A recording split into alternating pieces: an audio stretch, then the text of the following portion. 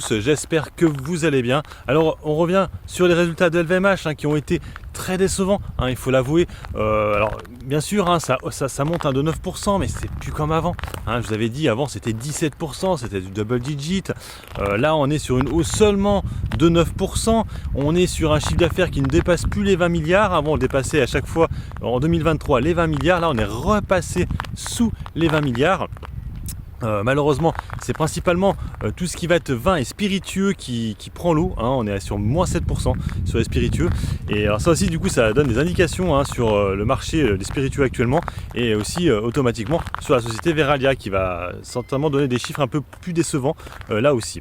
Alors pour LVMH, c'est vrai que bon, pour l'instant, c'est que le troisième trimestre. Peut-être que le quatrième trimestre sera meilleur. On a vu que au niveau des indicateurs économiques en Chine, voilà, certains disent que ça ralentit, d'autres disent que ça repart, c'est un peu étonnant.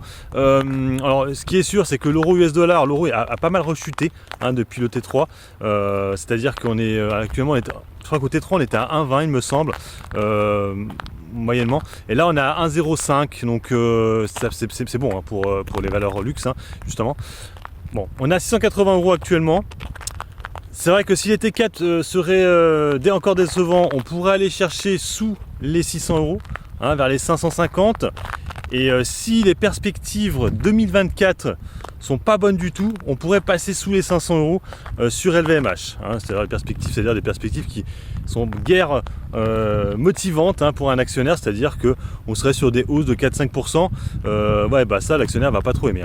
Voilà, donc c'est ces choses-là qui pourraient faire qu'on pourrait aller sur un cycle un peu baissier sur les valeurs LVMH et surtout les valeurs du luxe. C'est vrai que je rappelle qu'elles sont en tendance haussière depuis 2016 quand même, les valeurs du luxe.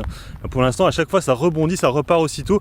Rappelez-vous, quand il y a eu la crise en Ukraine, c'était grâce au dollar bas et grâce aux Américains qu'ils arrivaient à vendre. Après le redémarrage de la Chine, il y avait toujours quelque chose qui faisait que ça rebondissait. Là, tu as l'impression qu'ils n'ont plus vraiment de réponse. Donc on aura la réponse début 2024 avec les chiffres d'affaires de 2023 et les perspectives de 2024. Et sur ce, moi je vous laisse, bon investissement et puis bon trade à tous, ciao ciao.